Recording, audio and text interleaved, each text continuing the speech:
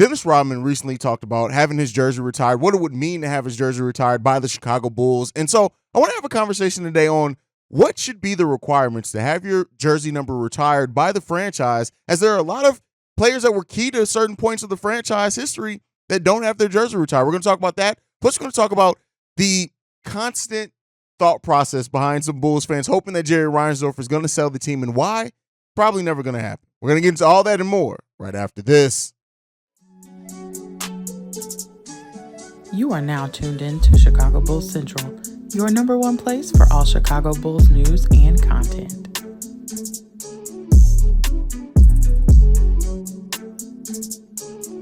What's going on, Bulls fans? Welcome to another episode of Chicago Bulls Central, your number one spot for everything Chicago Bulls related. I'm the host here, Haize, but more importantly, you guys can follow the channel at Bulls Central Pod on every social media platform we happen to be on. With that being said, let's go ahead and get into the content for today. And first up, we're going to talk about Dennis Rodman, right? So me and Pat over on Locked on Bulls had a discussion about, Dennis Rodman possibly having his jersey retired. And I'm sure you guys have seen everything by now with Dennis Rodman returning to the United Center for the first time in 13 years, being there for AEW wrestling. But in that, he talked about how important and how it would make him feel to have his jersey retired and see his jersey up there with Pippen, with Jordan's, right? And so, it brings that question, right? And me and Pat had the discussion on should Dennis Rodman's jersey be retired by the Chicago Bulls, because he was such a huge part of that team, and the second three-peat. And yes, he did have the suspension at the end of that 1 year and did miss part of the playoffs, but you cannot overlook, I think, even with that said, just how important Dennis Rodman was to that team, just being what it was, leading the league in rebounds all 3 years he was here as well. I think he got named to all defensive team 1 or 2 times while he was here. And while Dennis Rodman is a Hall of Famer, right, and we know that the contributions, a 5-time NBA champion, things like that, did Dennis Rodman do enough in a Bulls jersey to garner having his jersey retired? And when you look at the seasons with the Chicago Bulls, in 95, 96, 64 games played, in that, he averaged 14.9 rebounds per game, right? We know that the Bulls won a title in that year. They won a title every year he was here, so I'm not going to say that. 55 games played in the second season here, and 80 games played in his third and final year here with the Chicago Bulls, averaging, again, 15 rebounds per game. He averaged 16.1 in 96, 97.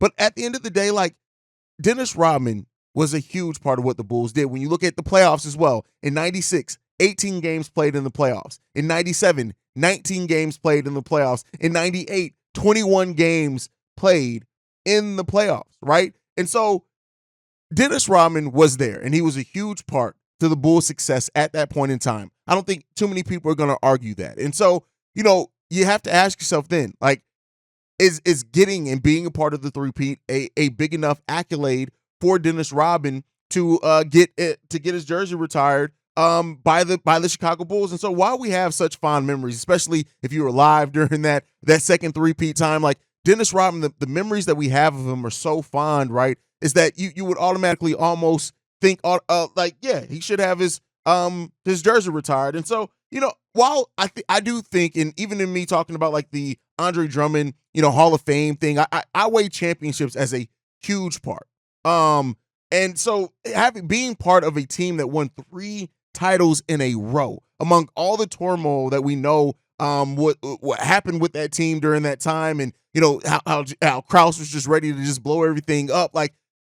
I do think that if I were to see Dennis Rodman's jersey retired by the Chicago Bulls, I would not at all have any problem with it, right? I wouldn't hold anything. I know some people can have the conversation and bring up, why he should or should not, and that's all fine and dandy. But when you look at Dennis Rodman, I have no issues with his jersey being retired. Now, to move on from that is basically mean the next thing that we want to talk about then is what would it take then? What does it take to get your jersey retired? Scottie Pippen was the last Bulls player to have his jersey retired, right?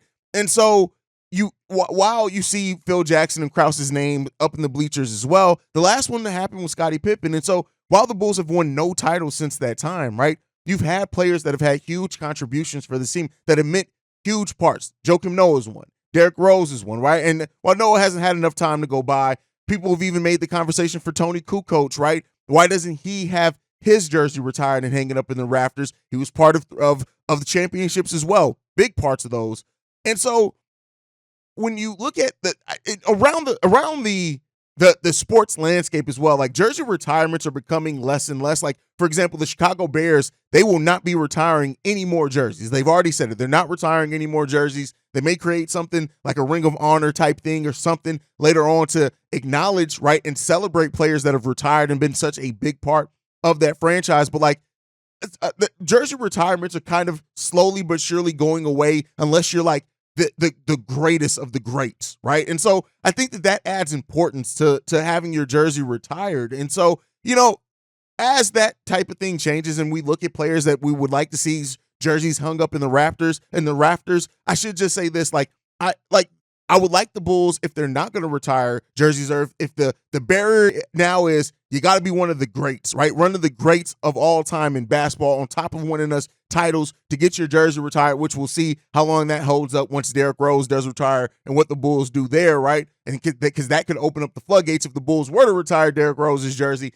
considering no titles were ever won or anything. That's going to really open up that conversation. But I do think that celebrating players is the biggest thing. And I know players who come back, they get their little video package and things like that, and that's great.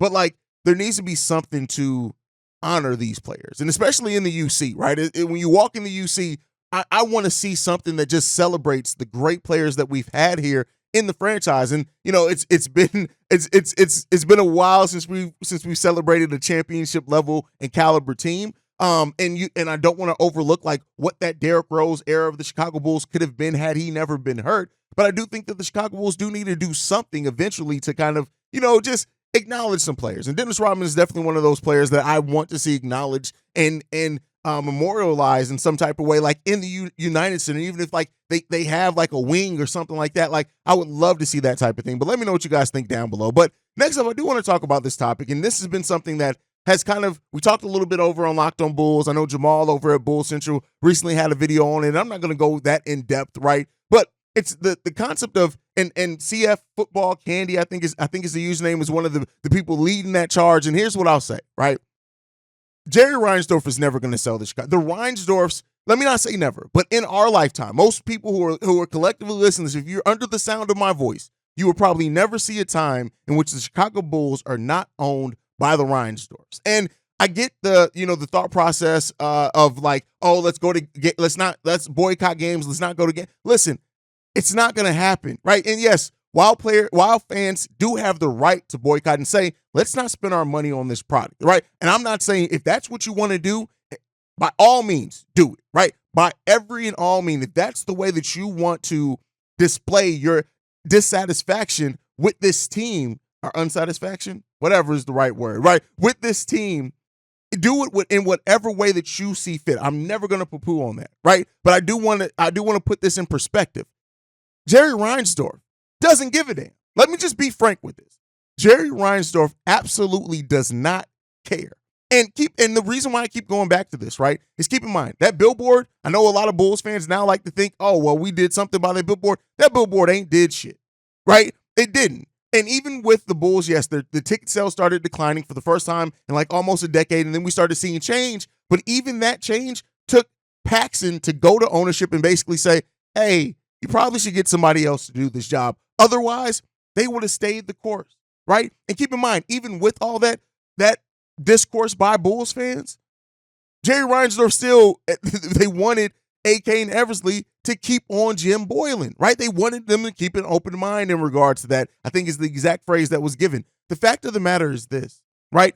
It would have to be such a sustained period of boycott, right? Of sitting out games. And even then, the Bulls are a worldwide franchise. Even the people who believe me, those ticket sales are going to take a lot to drop off. And like I said, I'm not saying don't boycott in the way that you would want, but like, I like to be realistic. And while the Bulls are this worldwide franchise, yes, in large part due to what Michael Jordan and that era of Bulls did and turned the Bulls into this global like brand that just so many people grew up with that Bull symbol and just knowing Michael Jordan, that it's worldwide, right? And that's why the Bulls have the worldwide fan base that they do. Like people like C-Red UK and Bulls Troy, right? Who like are foreigners, right? They don't live in the United States, but they're huge Bulls fans. And while that's great, right? We have to keep in mind that this is a business for Jerry Reinsdorf. And it would have to be so much outside of just not going to games to affect the Bulls making Jerry Reinsdorf money that I just don't see it be realistically happening. Jerry Reinsdorf, even with the rumors of him selling the White Sox, that died off real quickly once we started hearing, oh well, Jerry Reinsdorf's actually maybe looking to move them closer to the UC, right? So he can build like this whole little entertainment district and center and things like that. Like Jerry Reinsdorf is so ingrained in Chicago, and this is just outside of sports, right? He owns so much in Chicago. He owns so many buildings. So much of the revenue, so much of the Reinsdorf's profits and roots are rooted, even though Jerry Reinsdorf is not originally a Chicagoan, are so rooted in the city of Chicago that the Reinsdorf selling the Chicago Bulls or the Chicago White Sox are slim chances to none, right? And while you can boycott, you can not go to games, you can do all this, it's very unlikely that that's happening anytime soon. So, I get it, and I understand why Bulls fans, especially with the way that this franchise has gone, the fact that we don't spend into the luxury tax, they use that. Like, I understand how upset the fandom is, 100% and completely. But we have to be realistic in this, right? And we can talk about boycotting and not going to games all day long, which, like I said, that's the way you want to show your discourse. You're more than happy to do it. But this team, and let's not look at it in the framework of how good the team is doing or not. Jerry Reinsdorf is still making money. And then by the nature of also being a team that doesn't go into the luxury tax, the teams that don't spend into the luxury tax they divide that money.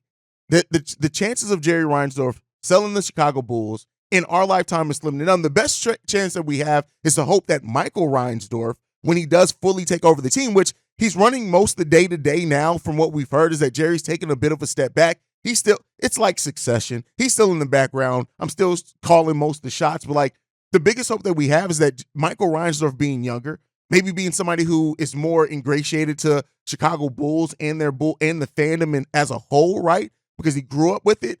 Maybe that's the chance that we have for this Bulls organization to take a drastic turn, right? In the way that they operate. But the Reinsdorf selling the team, it's just not something that I see happening anytime soon. You guys can let me know what you guys think on all that down below, as always. Now, we are a little bit under a month away from Media Day, and that's going to be something huge for Chicago Bulls, is that once Media Day happens, the preseason starts about a week after that. We're going to start getting clips and see who's going to, happen with things in practice and setting that tone. And this is one of the most important seasons for the Chicago Bulls in setting a tone early. I know a lot of what we talked about so far in this episode hasn't been directly basketball related to this version of the Chicago Bulls team, but I do want to acknowledge and talk about the fact that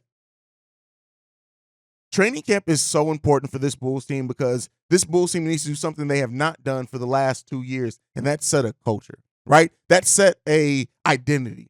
The one thing that could take this team outside of Patrick Williams taking the leap, Kobe taking the leap, is a true identity for this team, a true sustained level of play, a sustained attitude, so to say, a spirit with this team. And so while I have hopes that the veterans that we brought in can help establish that, it really does come down to this team coming in. Nikola Vucevic has already said it, right? This may be the last time for this version of this Bulls core. And so we need to see that this team understand the seriousness of the moment. And while we are waiting, and I know it's kind of the lull, it's the dead period of NBA offseason, everybody's pretty much signed except Christian Wood, who may not ever get a deal. This is a joke. But the Bulls coming into this is a season where I hope that we see something in this team that we just know who this team is going to be day in and day out, right? This has been a bipolar team for way too long, right? In the way that they perform, in the way that they battle back against adversity. Sometimes we see this team be able to put it on their back and really, really battle back in certain games, and other games just know, can we stop losing the leads? This is a season of importance. And, I know we dropped the predictions megasode yesterday with all the Bulls content creators, and shout out to everybody who was able to be a part of that. But like this season coming into this Bulls team needs to set that culture. It needs to set that identity. Zach LaVine needs to look at himself and ask yourself, what are you going to be going forward, right? What are you going to be? You've gotten your max deal now. You have that security now, and you're healthy. You were healthy, fully healthy for the first time this offseason. I'm looking for Zach LaVine to have a big season. I just am, right? And it's not to put it all on Zach LaVine because it's not, right? It's so many other things and other cogs that go into how the Bulls can be successful this year. Billy Donovan being a huge part in that, right? Hopefully he's part of the success and not just part of the bad part with the Chicago Bulls, but ultimately is this, right? These players need to look at themselves and ask yourself, are you fine with settling for not even making the first round? You got eliminated in the play-in, right? The questions around this team, the doubt around this team, making top 100 list or not, I don't care about that. This team needs to come in and set that tone and identity early, right? Establish it, figure it out during preseason, figure it out during training camp. But once the lights are on and that season starts, we need to be able to say that this is going to be a team that brings XYZ, whatever that is, whether it's a great defensive team that has their offensive, of course, shortcomings, right? Because no team is perfect. But can they be that, right? Can you be a team that digs in, right? Can you be a team that plays together, that plays for each other, right? And I know those are kind of buzzwords that kind of sounds like some Jim Boylan shit, but like at the end of the day, this team needs to figure it out. And, you know, there's talent here on this team. And I do think better coaching would get more out of the talent here, but that's not coming, right? You have to figure it out. And so hopefully this team does this upcoming season. You guys know I'm a more optimistic Bulls team, but I cannot overstate how much coming into training camp, this team needs to compete. This team needs to push each other. This team needs to do all those things that make teams good, right? Can we just be a sustained good team? Good team, right? We've had flashes of being good. We've had flashes of being great at times, but we need to be consistently good enough in this Eastern Conference. The Eastern Conference that may be wide open. Now, I'm not saying the Bulls can go to the top of the Eastern Conference or anything like that, but this is the year that the Bulls need to show and prove that we have so many questions on this team that we need to start getting answers to some of those questions with the players on this roster. But let me know what you guys think on everything down below. That's my time for today. Make sure you guys are following the show at Bulls Central Pod. You can send us any feedback, questions, comments, concerns, bullscentralpod@gmail.com. Lastly, if you want to leave a text message and our voicemail for our mailbag, the number to do so, 773-270-2799. We are the number one spot for everything Chicago Bulls related because of you guys. And like we like to end every episode on, go Bulls. Love you guys. See Red if you can, y'all. Peace. This has been a presentation of the Break Media.